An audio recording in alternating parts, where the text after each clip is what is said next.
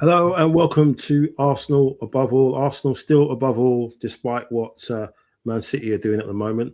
Wasn't that lovely on Saturday? A nice, relaxing win. When was the last time we've had something like that? Can't remember, man. I'm so glad I shaved my hair off because the grey hairs are definitely like sprouting all over the shop, but you just can't see them. So I'm smart like that. Thank you for joining us this Monday bank holiday evening. I've got a great panel with me. I've got Devin who's returned. Devin, how you doing, mate? Good to see you again. Very well, mate. Got my Arsenal mug to represent. All good, thank you. Thanks for having me on. Great stuff. Great to have you back on again, man. And I've got the most dangerous Arsenal fan alive. He's back. He's been off the grid for a while. Neil Shah, how you doing?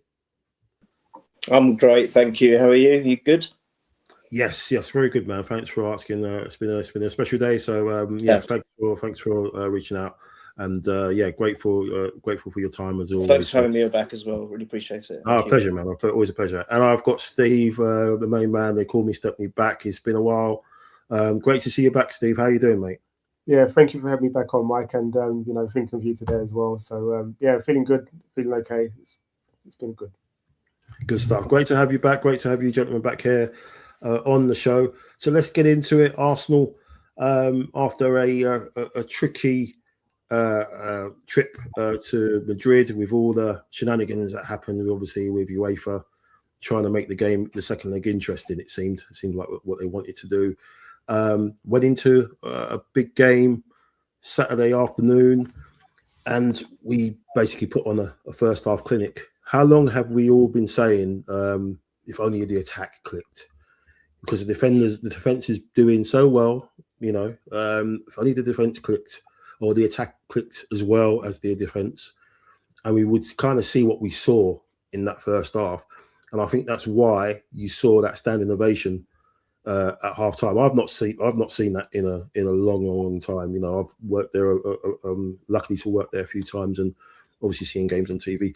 I've not seen a standing ovation like that at half time when the players were coming off. It's an amazing first half performance. So let's get into it as we normally do with the lineup. And obviously the big surprise, Neil, was the inclusion of Myles Lewis-Skelly. Seems like a lot of us kind of know what we're talking about, really, because we've been saying it all season, haven't we? You've got to stick Myles in midfield, and who knows? Who would have thought it? Some Arsenal fans, especially us lot, kind of know what we're talking about because we kind of said play this guy in midfield, and look what happened. What did you think of his inclusion and his performance? If he's done that, I might get my dream of Martinelli playing centre forward, but that's what a wonderful performance from him. I think, look, for all the how can you say praise that the forward lineup got, for me, I think he was the spearhead of the whole thing. He was involved in so much turnovers, interceptions. I mean, even with the first goal, he was instrumental. I just thought he was a breath of fresh air. He looked confident. I think he was first in the statistics of a couple of things. I don't know exactly what they were, but I know he was first, and then ranked second for the other thing. So all the work that he has done in that game on the weekend was just delightful. And we have been saying that he's more of a midfield player. Hopefully he'll get promoted to that. But he just hasn't been given the chance. And it's sad because I think he's lost his position because he got the likes of Calafiore and Hincapié coming in, and he was just never going to get a look in, I think, unless it was, desperate injuries, the way we sustained them. It was always going to be a case of he was going to be overlooked. But we always thought, and we've been, as you said, we've been saying for a long time, that he could be really good in the midfield. He could be our answer when we're struggling. Now, the fact that Norgard, for whatever reason, has been completely ignored this season and overlooked again because of Skelly, I'm not saying that was a bad decision. It turned out to be a great decision. But for me, why wasn't he considered before when we so needed to rest more so Zubimendi, who I think has been so overplayed? I think both Rice and Zubimendi have, but it's affected Zubimendi more because he was used to getting winter breaks, wasn't he, where in his previous leagues. So he's been kind of on it all the time. And I think there was some times where we definitely could have had Skelly in, coming in and helping that and just alleviating the pressure a little bit. and it just went. It showed. It just showcased it. It was really confident and comfortable, and he reminded me of the Skelly we saw when he first came on the scene. He came on the scene, and I was so enamored by and wary. I think I remember saying at one point, I thought, God, I think this guy's even better in his position and what he's doing. And I always said, you can't turn into a bad player overnight. What has happened to him? Well, he hasn't. He's proven it on the weekend. I want him to feature more because we've got 5 games left. We're going to win 5 more games, win 2 titles, and we need him there to help us do it. I was just overwhelmed by him. Yeah, I totally agree with that. I mean, what do you think, Devin? What would you think the reason was? Reason why it took so long for him to have a shot in that position, in midfield, especially when I think the club. Yeah, sorry, like the club were running the numbers saying how much Rice and Zubimendi have been, featured.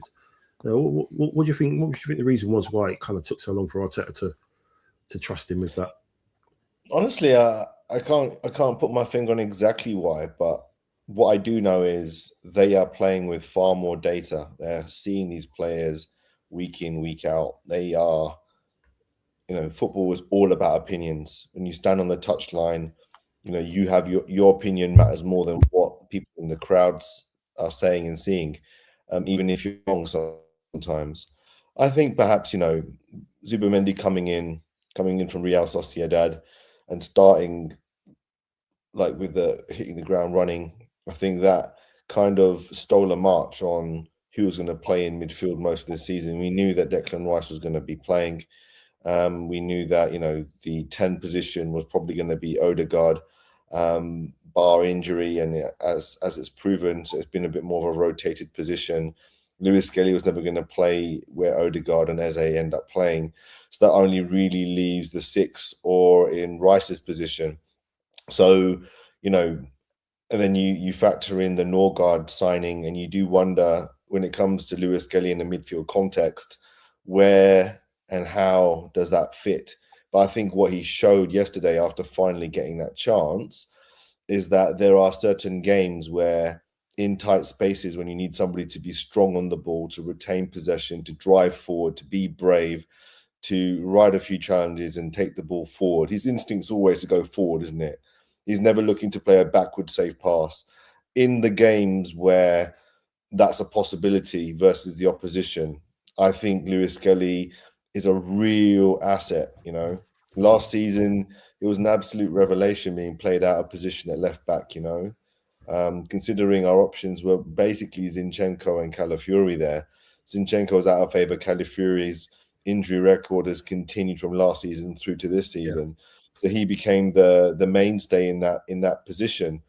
I just think to myself, Arteta has looked at him, and you just got to look at that embrace and the words that were said in the press afterwards to say, I'm really thankful to him for the patience. He's done everything right. At times he's been disappointed. He's been left out. He's not featured much at all. He had a role to play in the League Cup. He had a role to play against Southampton. I don't think he played particularly well against Southampton in the quarterfinals of the FA Cup. Yeah. That didn't do him any favours. But in the crunch period where we have to take 3 points, we're at home. You're playing in where you're saying you want to be played. We need to rotate the players that have been played there. We touched on Zubimendi playing way more games than he's ever probably played in the league season. Needing to rotate a bit because we're going to need Zubimendi in the game on Tuesday night, tomorrow night. I just think to myself, Arteta has picked his moment to put him in place, and Lewis-Skelly being a Haaland boy, an Arsenal boy, has got something to prove. He's been called upon at a really key period in the season, and I feel like he's a kind of personality and character that thrives on being depended upon. I think he really relishes that, and it kicks his game on. He goes into another level of seriousness, and that's what I really liked about him last season. He was just fearless and didn't give the opposition any respect. He was bodying people left, right, and centre last season. Yeah. And that's what I really love about any young player that comes through, that they're not giving you an ounce of respect. They're going to roll through you like you're nobody. And that's what I really loved about that debut season from him. So, you know, for me, my man of the match. You just got to look at the Arsenal Instagram page and all the socials. They're running reels upon reels of all of his best moments yesterday, for which there were many. And many people in his social media space are commenting on that performance yesterday. Obviously, Gyokeres got 2 goals and assists, so that'll write the headlines. He takes the man of the match trophy. We'll probably touch on him later. But for me, I'm so pleased that this kid's got his chance because he's deserved it. And we all have a soft spot for homegrown talent, don't we?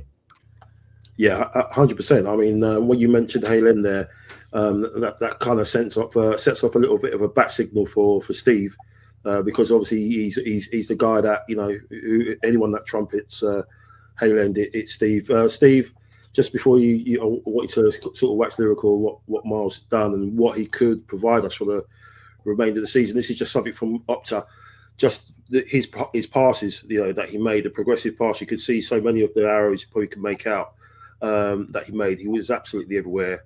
And obviously, I think you look at the way he worked with Rice as well. I mean, there was a lot of times that he was picking the ball up as a 6, and I think these last couple of games, you know, Rice is definitely like having the responsibility of being that 6 again. I think. But having someone like Myles, as Devin said, who is so comfortable with the ball and be able to use his strength, you know, and his skills, obviously, to get out of tight spaces. What were your thoughts on him? And also, just we'll touch on the return to form of the Star Boy as well. But what was your thoughts on Myles?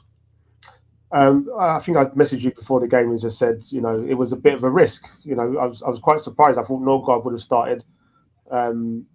But was disappointed with it. You know, you live and die by your decisions, as Neil rightly said earlier on there. And we have all talked about Lewis-Skelly playing in that central midfield. We were talking about it last season on some of our shows. You know, we was just saying, look, he's a young kid, he's learning his trade at left back, but we all saw him in the centre. We all saw him in the middle because that was his best position. He came in yesterday, and I think for the first time this season, although we've not got our full 11 out, for the first time this season, the balance looks quite right.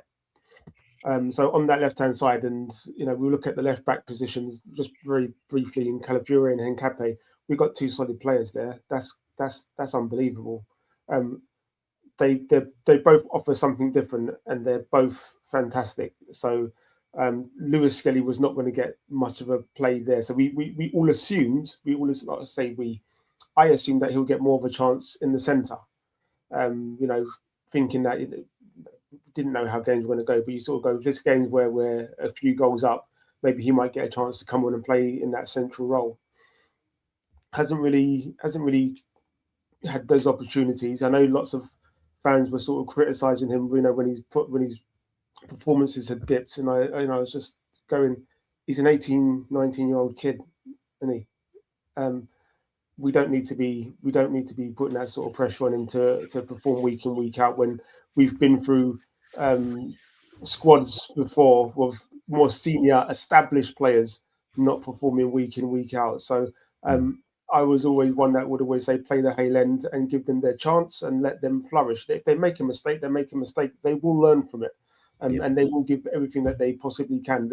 Your established players that we had, I'm not going to mention any in particular, but your established players who kept making those same mistakes week in, week out, costing us points. And you sort of go, why are we paying these guys 100, 200, 300k a week and they're not doing anything? So give it to the Hale end. Lewis-Skelly came in yesterday. He added that balance. Rice looks more comfortable. He actually looks more free. Yeah, believe it or not, like he looks more free. He was still everywhere, but he didn't have to be. Yeah. And then that left-footed player on that left 6, that left 8, sorry, gives that perfect balance to that left-hand side with Calafiori, Trossard. Well, I think Trossard was the one that started up top, and then him like that. There was better balance there. So, yeah, I would always wax lyrical about the Haaland, and I'll always say give them a chance, and I'll always say play them whenever possible. And it was a big call from Arteta to actually play him, because I was there going, Norgard is the experienced player in this sort of situation. This is a sort of game where it could be a potential banana skin, if you know what I mean. Could be a bit of an edgy one. And I was thinking, Norgard would probably see us through, but Arteta went brave. And I think that bravery was rewarded with everybody else that was there, including the fans that were at the game themselves. And they sort of picked up on that and went, okay, well, he's being brave here. Let's give it a go. And we reaped the benefits from it. That first 45 minutes was by far, in the Premier League, definitely our best 45 minutes of football. Yeah. We were absolutely it could have been more. The goal that was disallowed and everything.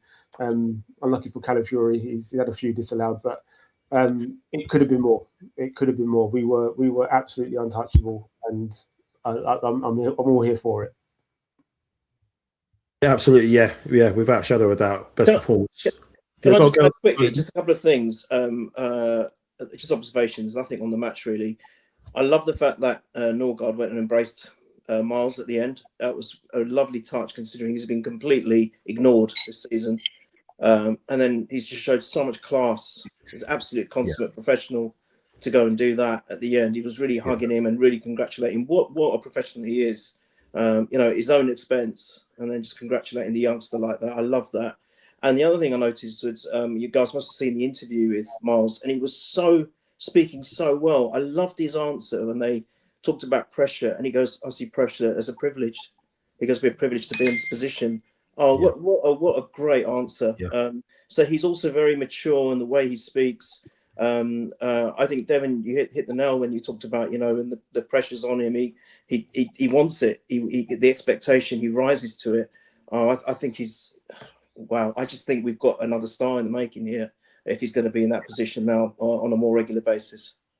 Yeah, on the back of that, don't you dare entertain any thoughts of selling him. There was rumours of him going to Man United or what have you, or going out on loan. No, you don't even think about it. If it looks like Norgard's going to end up being, shipped out because obviously how his season's gone about, then you've got obviously Myles there as that sort of guy that can come in and compete with Rice and Zubimendi now. You've got absolutely no excuse to sell him. And as you said, Steve, the best attacking performance of the season without those two, the BFFs. There in together watching the game, but they are back in the squad tomorrow, so confirmed by Arteta tonight. So interested to see if they get to start. We'll have our predicted lineups a little bit later, but let's talk. We'll talk about them together, Devin, in regards to Saka and Gyokeres, because obviously we've had the, do they like each other? They're not passing to each other. No one's finding his runs. It all clicked, obviously, on Saturday. After the City game, there was lots of talks about Havertz. He has to play for the rest of the season because he's the one that's going to lead us over the line, and then he ends up getting injured, the next game. We've got to keep this guy fit, because the alternative is Gabriel Jesus and Jesus Christ. What a performance that was when he came on. What's your thoughts on that, Devin, and just his performance and Saka? If Saka comes back and bangs like he did for these 5 hopefully games remaining, that's what we need. That's that could be the difference. I think for me, we've got to take a moment to reflect on Gyokeres, right? If we think about his story so far. He came to us in the middle of tour in Hong Kong, I think it was. He hadn't really had a pre-season. This guy came with big notoriety. A lot of people had doubts as to whether he could replicate the form in that he had shown in his record in Portugal in the Premier League.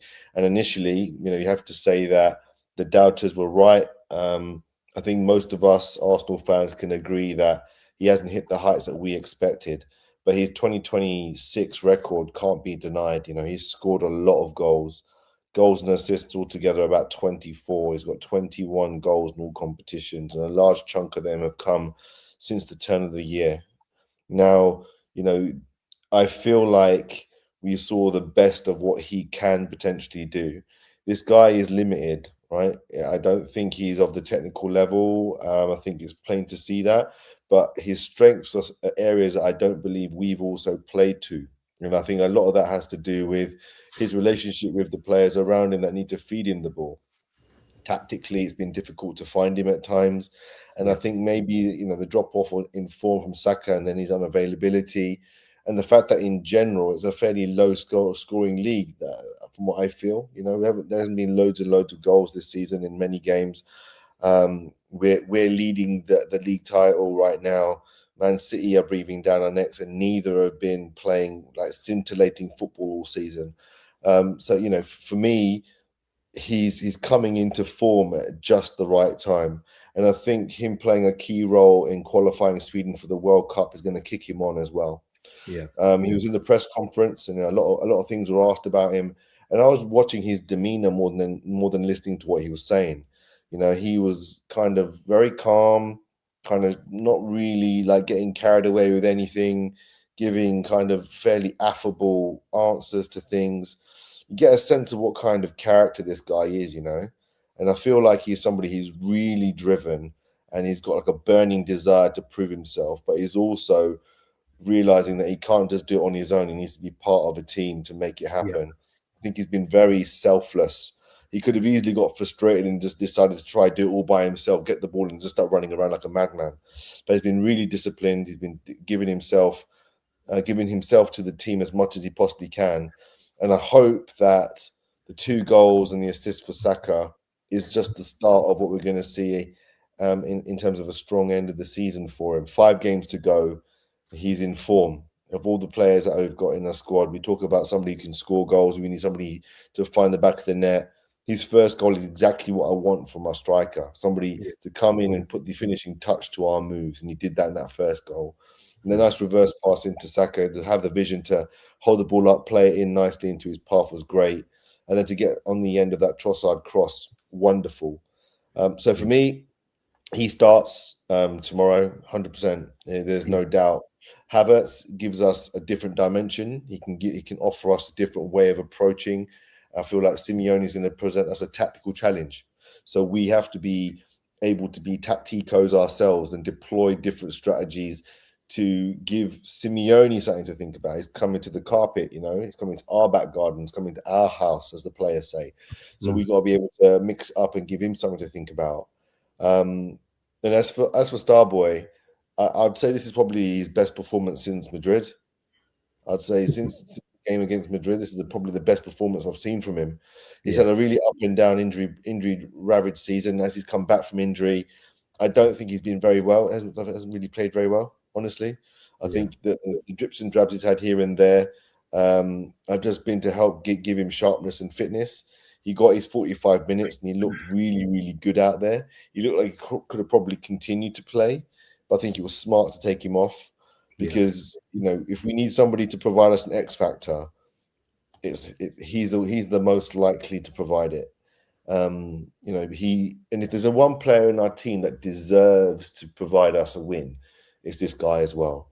Because he's been on the journey with us. He's brought us from nowhere to somewhere. He's been the reason why we're in the conversation because of his quality throughout that whole period where we've gone from 8th place, 5th place, 4th place, 2nd place, 2nd place, 2nd place.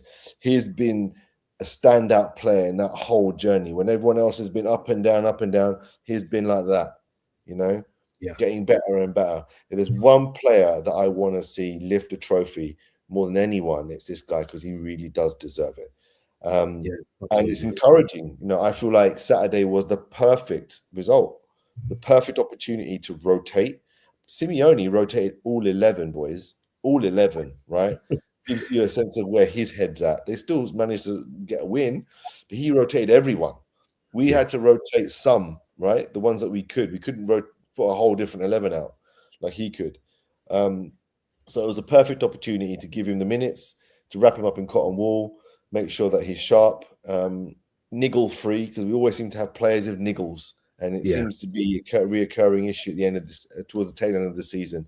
Odegaard not even being in the squad is a real surprise to me. He'd only just come back, so where have you disappeared to? So for me, I'm just very glad. I'm very, very glad for Saka. Very, very glad for Odegaard and Gyokeres, because these are players that at the beginning of the season you would say if they can find a way to click, we're going to march to this league title. And so far, they haven't really done that collectively, but separately they have in fits and starts.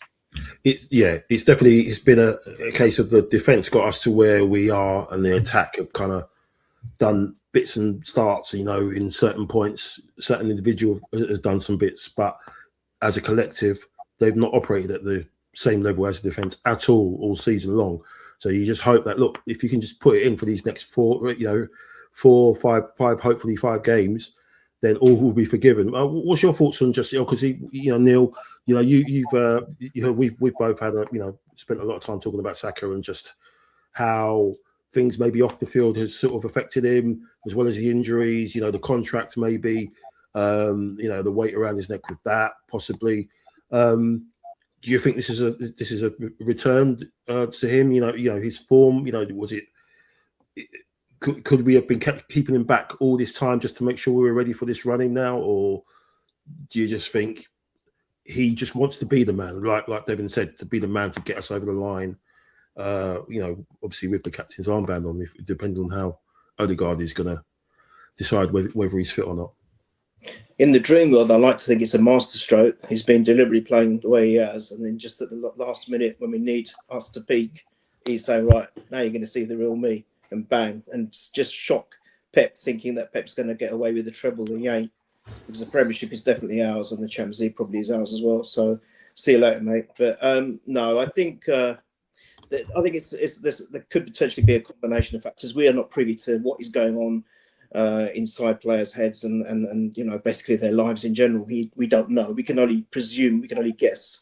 I think there's no coincidence that it was after the contract the form has changed. It's no coincidence that when Gyokeres turned up, there seemed to be, for me, some tension between the two of them.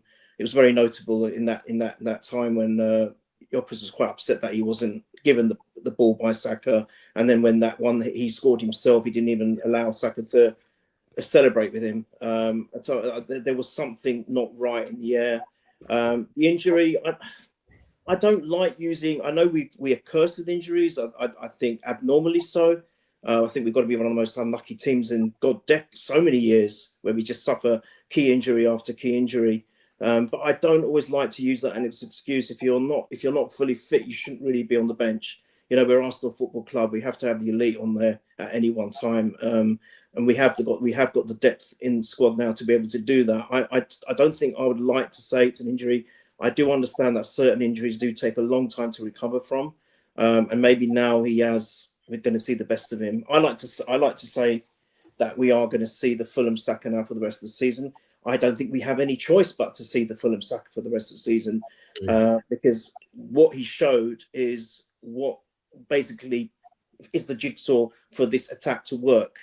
And if now any differences have been ironed out, if there were any between him and Gyokeres, and they are going to click together, then I think we've got a devastating forward lineup. I actually thought, before we forget to mention, we must give Trossard credit because he was outstanding as well. Now you got to remember, Saka was off at half time, but Trossard and Gyokeres played pretty much the whole game, and Trossard was consistently good throughout the game, including the second half where we completely took a foot off the gas. We were able to do that. We don't want to risk any injuries or anything stupid like that. But even then, he came up with some great pieces of work. So let's not forget Trossard. I think if Martinelli can step up, I've got a feeling Martinelli might start tomorrow. And if he can step up, because he's been better in the Champions League, because I think he's given more space and time, which suits his game more. If he's there with Gyokeres and Saka starting, I think, we could put the game to bed before half time if things go away. And we beat them 4-0 before. I'm not going to use that as a benchmark because we looked at that same scenario last year, where we beat PSG, was it? And then we lost to them. Mm-hmm. So look, I'm not going to use that, but it puts us in a better stead anyway. Yeah. That we've beaten you early in the season at our manner, so you're the ones that should be afraid. We're going to unveil the largest tifo in our history, get the fans going. I think that is so important. I think what the fans did on the weekend, being that 12th man, they have to now replicate for the remaining 5 games this season. They have to make so much noise and make it so unbearable for any remaining games we've got at home. And I will do my job tomorrow, I promise. So I will have a to win. I'll be there. There you go. There you go. Okay. Devin, we'll do it. We got this. We've got this, lad. We got this. So I think that is an important factor too. But I would like to see Justice Saka do his thing. You know, do it with the captain's armband around him, because I think he has gone missing. He has been completely missing.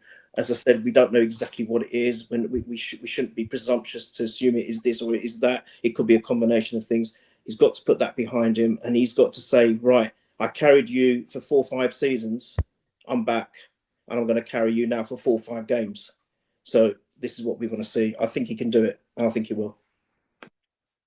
Let's hope so. Let's hope so. It felt good. You know, he came off at half time. I don't know. It looked like he was knackered. I was a bit kind of concerned seeing him the way he was walking off. But let's hope that you know, he comes back and leads us over the line. Before I come to you, Steve, let's just go to the chat.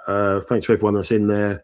And obviously, Brian, thank you. Perfect game for Myles. Sorry to show his ability.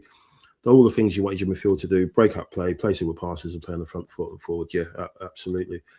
James in the chat. How you doing, James? I'll tell you, it's epitome of necessity is the mother of all invention. Yeah, yeah, spot on.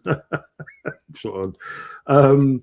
And yeah, Brian agrees. And the thing with Myles is he's willing to take a risk, particularly when going forward. You need a ball carrier to commit opposition, and he does that. And yeah, and also Eze did that. And obviously, I'm sure you've seen the clips of Jamie Redknapp showing Arteta telling Eze to calm down when he's just about to release Gyokeres, and that's the thing all season. You know, just release him, play forward, play on the front foot, and yeah, and I think that's what we need now to get over the line.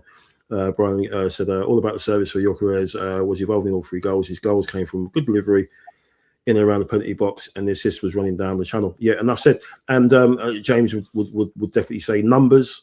The attack will produce numbers. Obviously, Trossard got his assist, Saka got his goal and assist, and Gyokeres got his goal and assist. So that's what it's all about, you know. James is back, large T4 history. I just want 7. I saw this off with Simone. Oh, yeah. Yeah, less said about that guy, the better. And yeah, shout outs to Calafiori as well. As I think I can't remember who said it earlier. Just he's so lucky with getting goals disallowed, but again, he was outstanding. I thought in the first half. Worries, Noni Madueke, the levels you can see. If you ever wanted clearly to see the levels of what our right hand side is with Saka operating at that level, and Noni Madueke as well operating at his. You saw it on Saturday, and it is kind of worrying. And again, Gabriel Jesus. I mean, I don't know what that performance was. James has often said to us in chats that Jesus was born offside. Because I mean, I don't know how you can come on and you can be offside so many times. You know, that's James's line. It cracks me up every time, and I'm sure he'll mention it. Well. Just ridiculous. And you kind of hope Gyokeres stays fit, because I think it's going to be all on his shoulders. But this guy, what do we say? The best ability is availability, and a bar a couple of weeks. The guy's been there every time we've needed him. So yeah, let's. What we're feeling now. Obviously, City are winning, but obviously, is everyone feeling that if we win our remaining 3, the title's ours? Can you see City dropping any points anywhere? What do you think? For me, this is where City do the business. This is what they are known for. So I don't think that it's nailed on for us by any means. I don't think that it's. I don't think we're favourites to win the league whatsoever right now. They're winning right now. Donnarumma's made a huge save from Ndai right now. There's still 67 minutes on the clock. Something could change in the next 20 odd minutes. But City are that team that find a way to make a difference at this stage in the season. This is where they find form. And I honestly think that, we, by losing the way in the manner we did in the League Cup and then losing to Bournemouth and then against them, we've eroded away any advantage that we had. And now they probably feel like they've got the know-how to get it over the line. And I say that, commentators curse. Everton have just fucking equalised, boys. You're joking.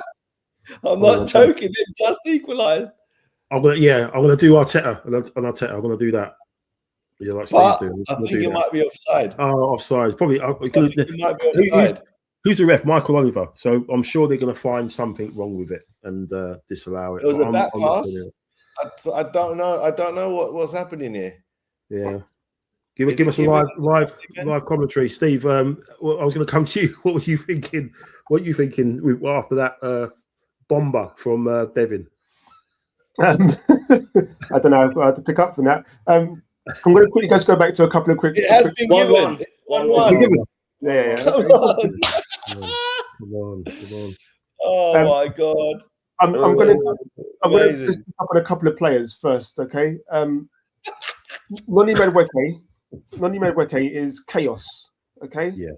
And chaos can be a good thing sometimes when you play in that position, because it makes the defending team not sure what he's going to do. For the majority of the time, it's chaos. It doesn't always look great, and that's the thing. You go, "What's he doing?" Like sometimes you go, "Oh, it's so frustrating," but it's chaos. It's needed chaos. Like it's frustrating at times, but it's needed chaos.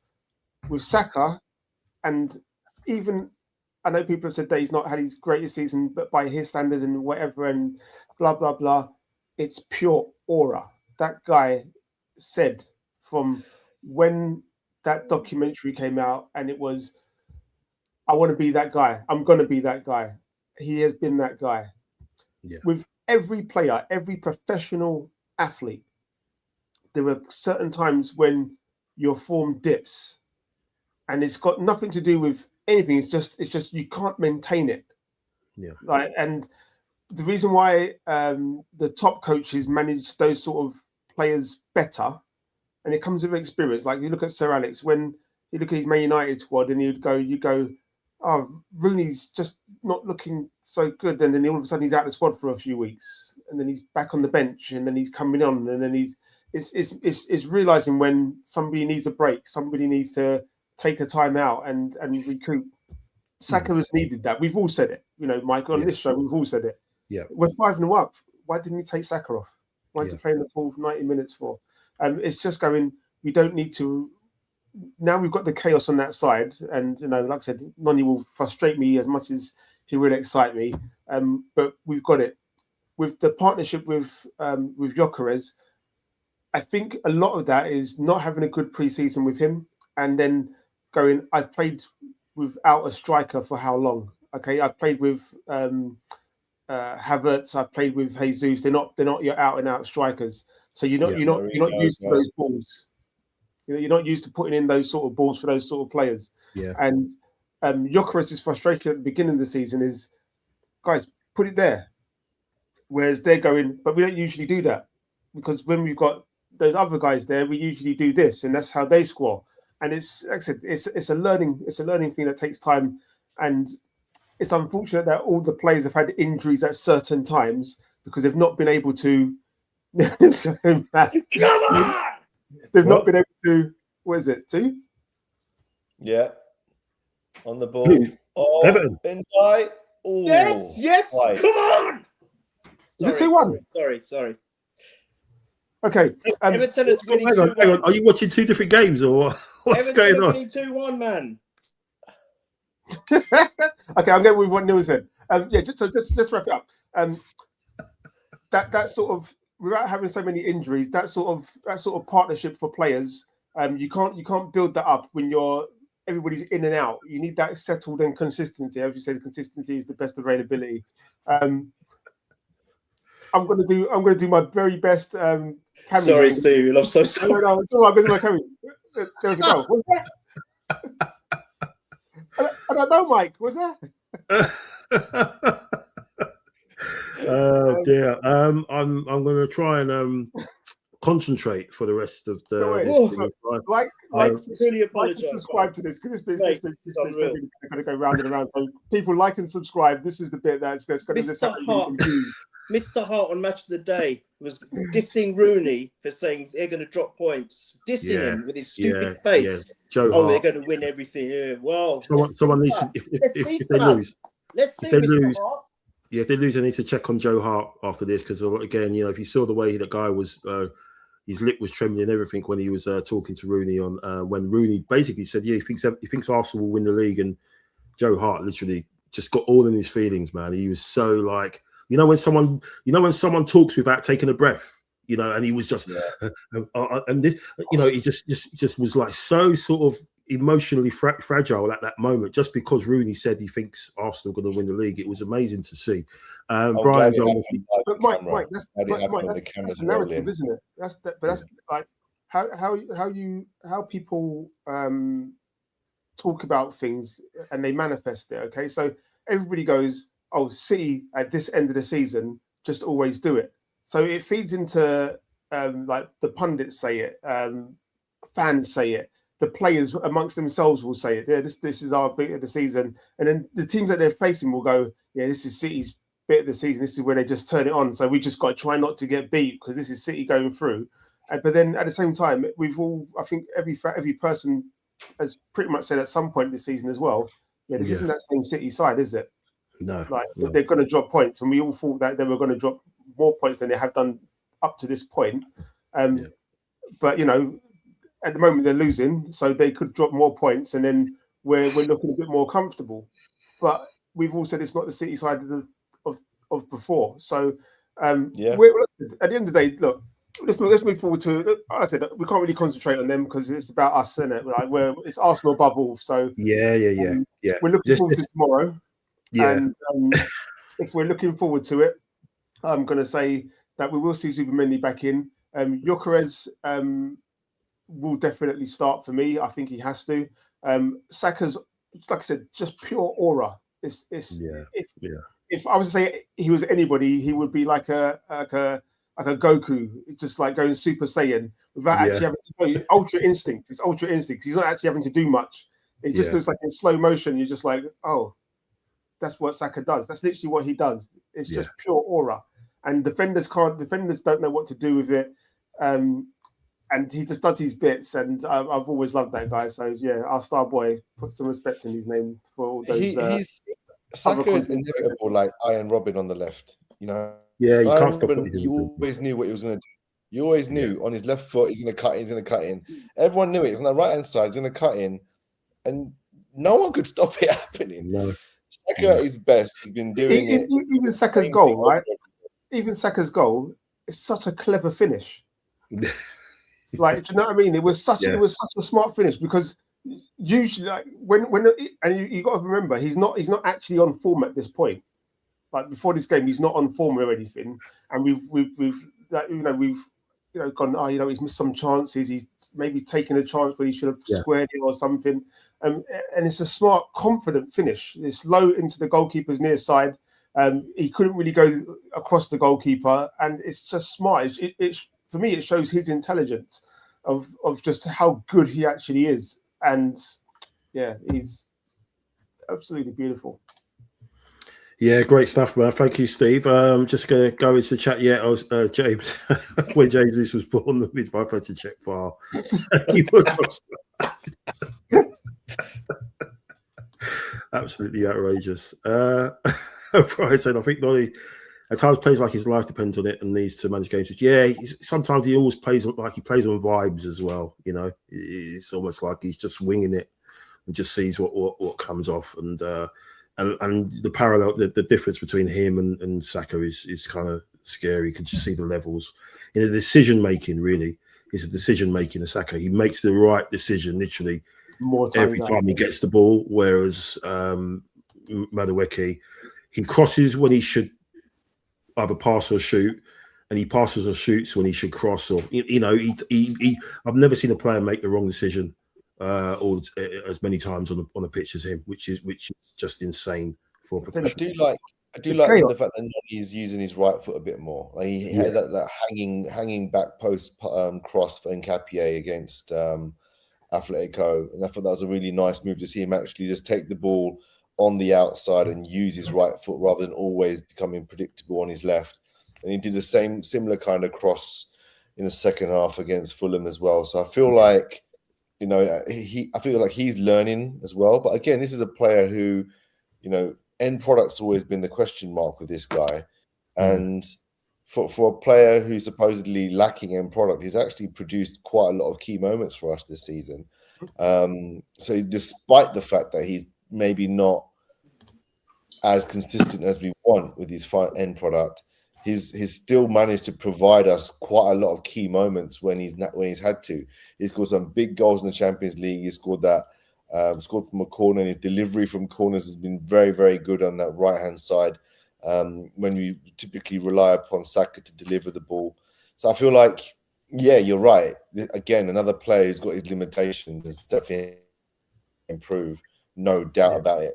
But what he has brought to the table, even though at times his end product could be better, what he has brought to the table for us has actually been a difference maker. Because imagine a season where we don't have Madueke and Saka has been out this much. What are we doing? We're playing Martinelli out there, Jesus out there. That's what the alternatives most likely would have been. I think he's been one of the most exciting and enterprising forwards we've had with the absence of Saka. When he runs up to the byline and the way he can manage to get some of the crosses. And Michael, I hear you. Me and you talk a lot, and I hear what you're saying. But he has added that kind of, like what Steve says, that chaos factor. And sometimes the defenders just don't know what's going on with him. And he is fast. He is quick. When he wants to be, he can be strong, and he can keep the ball. My only problem with him, he's got that kind of Pepe in him as well, where there is a predictability. When Pepe used to try and do the same sort of stuff on that right wing, I feel that sometimes he's falling into that trap. But hopefully he'll improve. And we've got to remember it's his first season. There's probably a lot of expectation on his head because he's come from Chelsea. He was ridiculed by even our own fans when he was signed. Mm-hmm. And I think there's been that added pressure on him. I still feel that, all of that as a professional, when you're getting paid so much money, you've got to rise above all of it. But, at the end of the day, they're all human beings as well. So I feel that hopefully there'll be more to come from him. And he is a useful squad player, I think, because you're right. Who would we have? Jesus or Martinelli? We would have been in a little bit more trouble, I think, if we didn't have that. And there have been times where he's played brilliantly, Stephen. Yeah. Huh? 3-1. No way. I said that I won't be worrying about what happens with Man City, so I'll retract to that again. Oh my God. Oh my God. Boys. Oh my God. I'm telling you. Oh my God. It's all over, Joe Hart. 3-1. Seriously, 3-1. Yes. 3-1. 80 minutes played. Oh, no, it's 3-2. It's 3-2 now. Is it? Bloody Haaland's got one back. It's 3-2. Oh, is he? I'm on a delay, clearly. Yeah. Oh no, there's still 10 minutes. As you notice, Mike, I'm not in my usual room. I'm not. There's Yeah. Oh my God! Right from the kickoff, he scored right from the kickoff. Direct.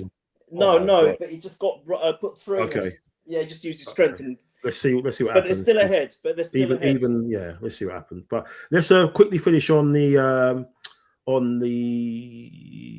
Atletico game, what we think is going to happen. We just have predicted lineups. We just go through it quickly. This is the lineups. Oops, it's not Arsenal against Arsenal, is it? It's Atletico. Where are we? Let's get into this. Change that. So obviously got the Arsenal side on the Arsenal team on the other side. On the left, that's the team that played at the weekend. And we've got Atletico side that played against us in the first leg. We'll just get the lineup that we had here. So what are we thinking? Are we thinking it's pretty much going to be the same bar Madueke for Saka? Or are we thinking, is he going to actually keep Myles in? And obviously Eze for Odegaard. What are we thinking, guys? It's a difficult one because I think Saka starts most definitely. I think the question mark definitely goes to whether Odegaard or Eze come in and whether Martinelli or Trossard start. For me, I think those are probably the question marks. The rest of the team picks itself. Mendy and Rice, the back four, and Capia comes in. I don't know whether Timber's going to be able to make it. I don't know if anyone on this pod knows what's wrong with Timber and why he's been out so long. But it's a bit concerning. I can't remember the last time he played for us. It's been a while, you know.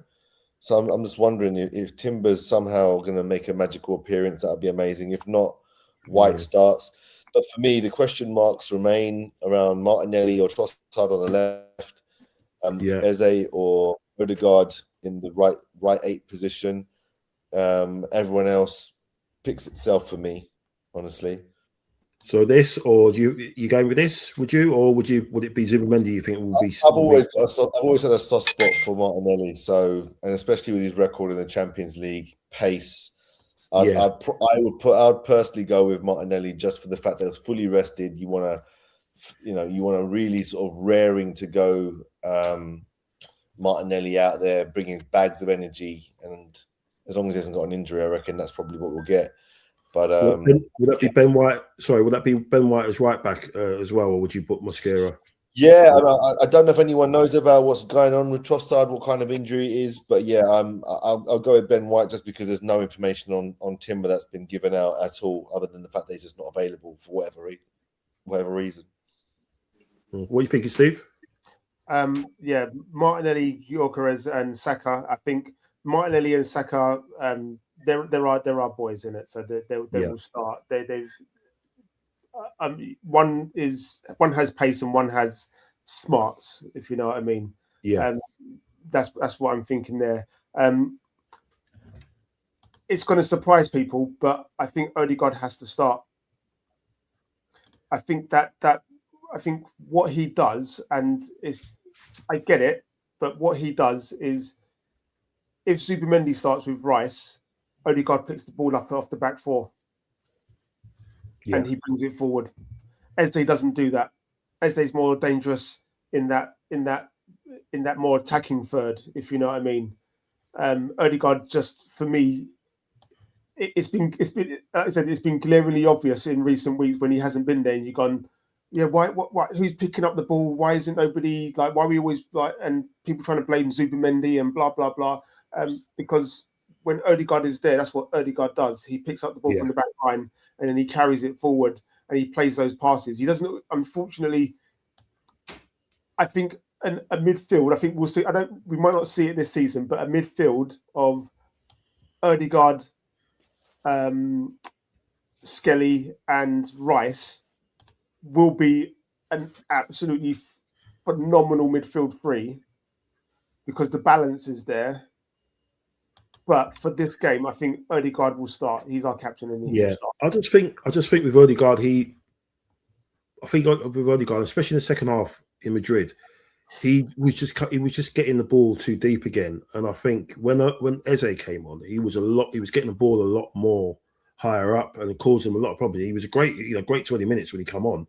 Eze, he was causing lots of problems.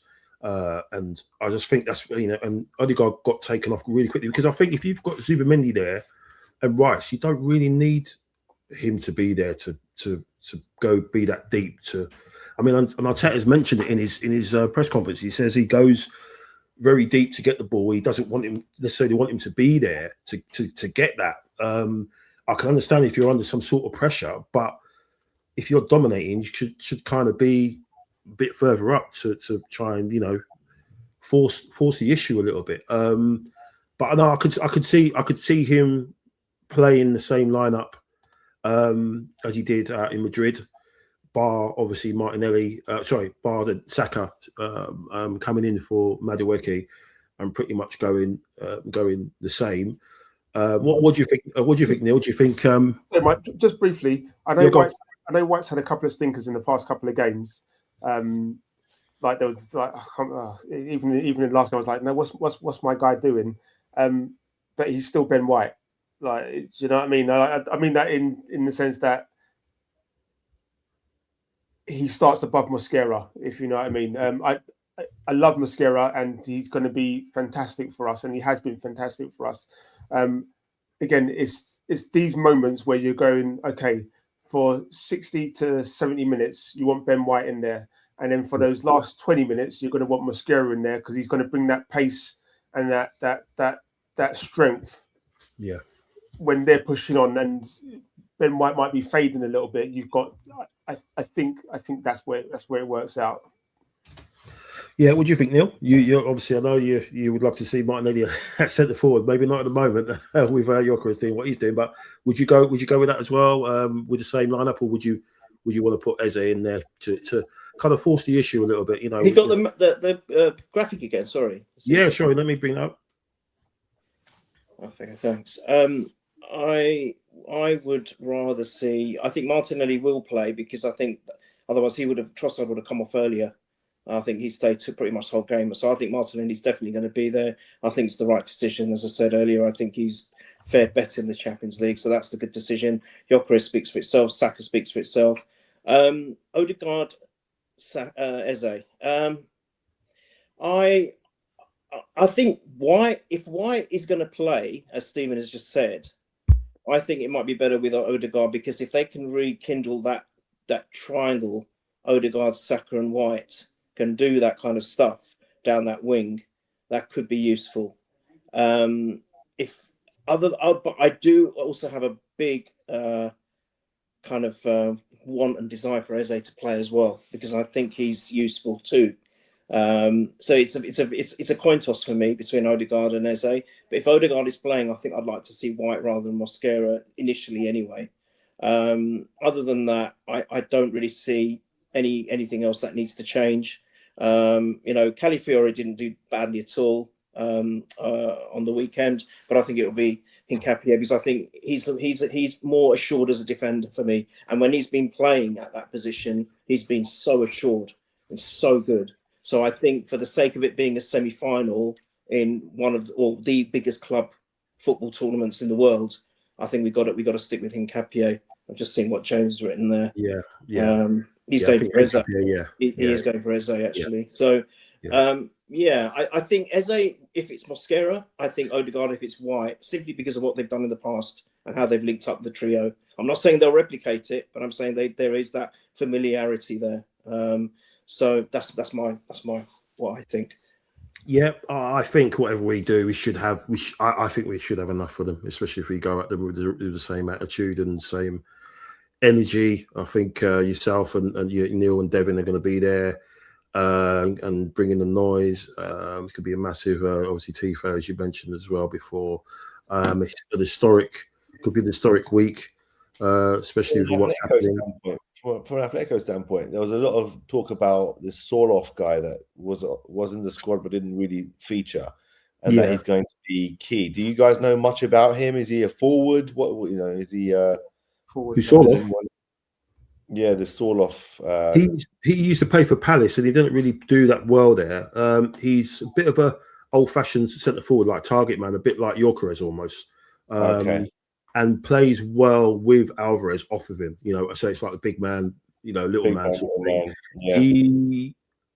He didn't. I don't know if he's carrying a knock or he was injured, but obviously he didn't feature at the weekend. I mean, nobody did, but yeah, he's a bit of a big unit. So I think obviously the only way you probably see him is if they're chasing and obviously they need to get something. But you're hopeful that Gabriel, the way that he played against Raul Jimenez at the weekend, I thought he played him superbly. He just didn't give him any change at all. Saliba, please give him a mention. Oh, we have to talk about Saliba. Saliba's been ridiculous.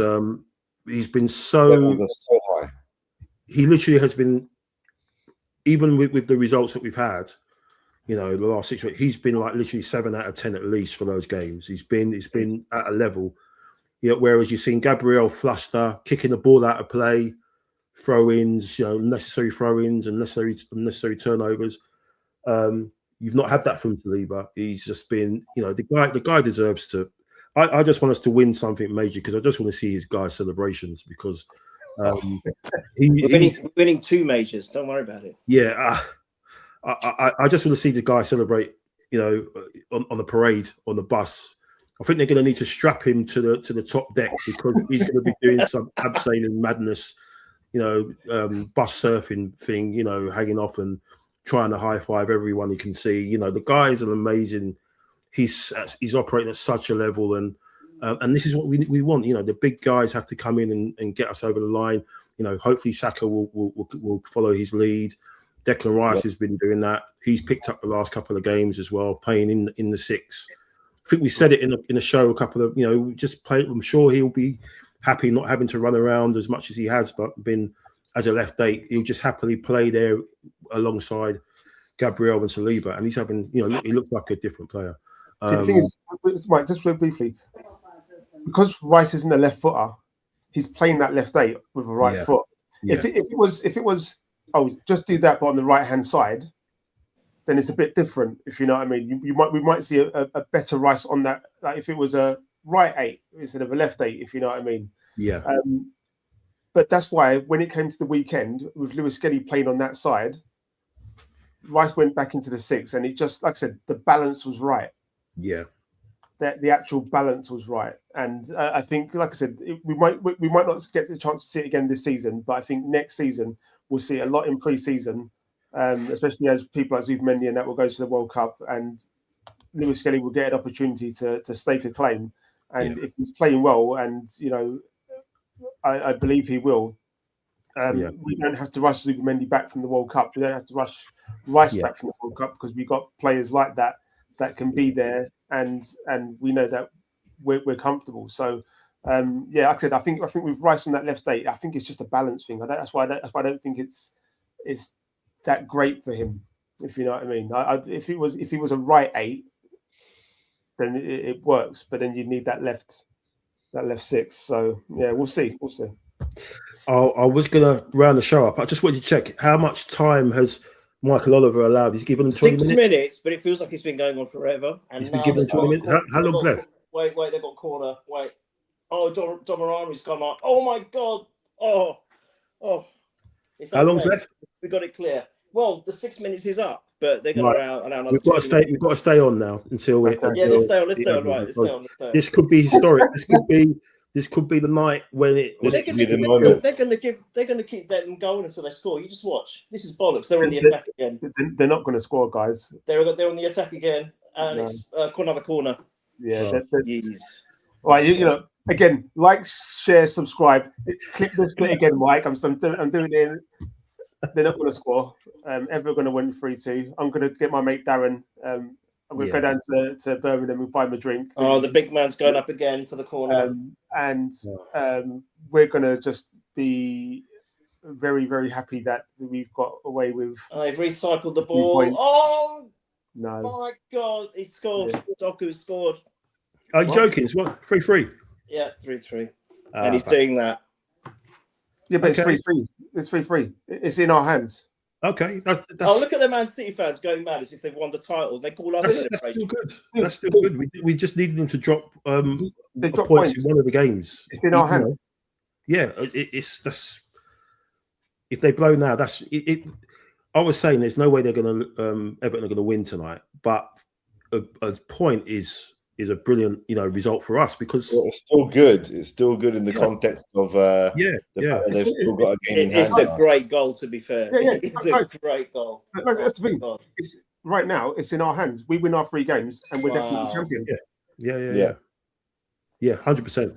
And City. There's City shipping 3 goals against Everton. This great City side that everyone's saying that they get to this mode and they switch on and they, we've kept a couple of clean sheets and don't look like we're letting anything go. And they're still letting them play on to win. Look at this is great. Good one, ref. He's blown it. 3-3.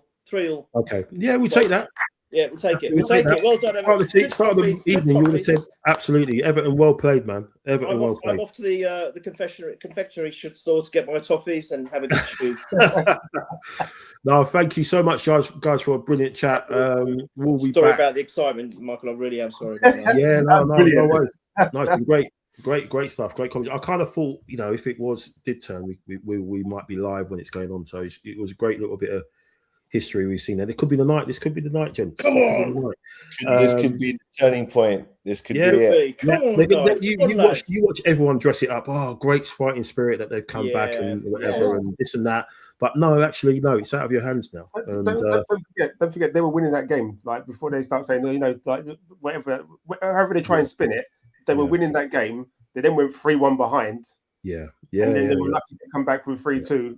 6 minutes were up and they were still playing. So it's fine, isn't it? Like whatever. They've dropped points. They could still drop points against teams like Bournemouth. I think they will. I think I think it's a guarantee. It's in our hands. So right now we win our 3 games and we're champions. Yeah, we win our 3 games and we're champions. That's it. Yeah, Pickford is saying is picking up his Guardiola. Great. Yeah, I'm glad someone's done that to him because I can't stand it. He comes on 3-1-0. It's like he runs everything. But fingers crossed. Yeah, I think they're going to drop points against Bournemouth 100%. Whether it's a draw again or actually Bournemouth beating them. But what I'm saying is, what's important about today's result now? We don't have to worry about scoring loads of goals anymore. We can just win 3-1-0. Yeah. We're champions. Yeah, exactly. Yeah, come on, lads. It's a very, very good point. Yeah, exactly. I mean, the goal difference has not been impacted very much at all by this. So Steve, it's happening. We got it. We've done it, son. How long have we been saying it? How long? Wow. Well, gents, thank you so much. Right, just one other thing. Just goes back to Saturday's atmosphere. I've said it a few times in this show and in chats and whatever else and blah blah blah. It's total support this season. Okay, it's total support, full support. When the team's playing badly, it's full support. When players are having a bad game, it's full support. Yes, we can come out and we can say, look, we expect them to do better and stuff like that. But what I like about this channel is everybody is full support. It's full support no matter what. We're in a position where we're very privileged to be in a position where we can hopefully bring home the title. It's 3 games, it's 3 games. But we've put ourselves in a position and it's full support. Like I said, the way the fans were on Saturdays, how I expect them to be for the remaining home games. It's what the players need. That will get us that title and hopefully push us into the Champions League as well, into the final. Stephen, I'm off to celebrate. See you later, guys. Thank you. Thank you so much, guys. We'll be back tomorrow night for a quick recap on the semi-final second leg. Hopefully, it's a glorious one, and we can be looking ahead to Come on, Devin. Make sure you historic day in Hungary. Mate. Devin. It's going to be. I'm going to be deafening everyone around me tomorrow night. Is going off. We're doing it. We're doing it. Devin, thank you so much for your time tonight, man. Brilliant stuff. Thank you so much. Great. We'll have you back on again very soon. Neil, the most dangerous Arsenal fan alive, the Arsenal Jason Bourne, the Arsenal John Wick. He is. You can see. Look, he had all the intel. He's got the little satellite radar because he saw the results coming in before they actually happened, before anybody else. So again, this is why this guy's off the grid, and he is who he is. Neil, thank you so much. Really appreciate your time tonight. So much. Steve, thank you so much for your time, man. I know you've had it rough for the last couple of weeks, man. But thank you for your time. Really appreciate it. Thank you very much, and love to you and yours. Thanks for everyone in the chat. Really appreciate the time that you spent with us tonight. While keeping an eye. Very, very busy. Well done. Yeah, while keeping an eye on the results. And thank you for that. Really appreciate it. We're buzzing. We're absolutely buzzing. This will be the night. It's in our hands. Yeah. We can't even think about that yet. It's looking too far ahead. Yes, we can. Yes, we can. What are you doing, man? You can't be putting comments like that in there, man. No, it's too early for that. But we're buzzing. But thank you so much. Thank you, everyone. Have a brilliant rest of the week, and we'll see you tomorrow night for hopefully a little bit more history. Come on, you Gunners! Come on, boy! Newcastle, the central figure again, and he looks to trick Michael.